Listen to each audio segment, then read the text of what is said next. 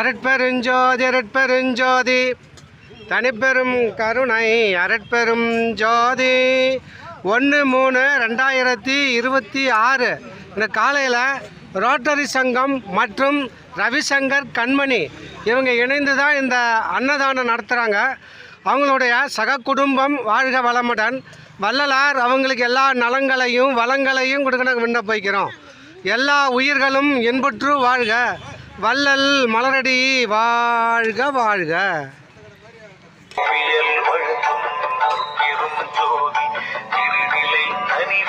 சிவவெளி எனும் அருள்வெளி பதிவளர் பெரும் ஜோதி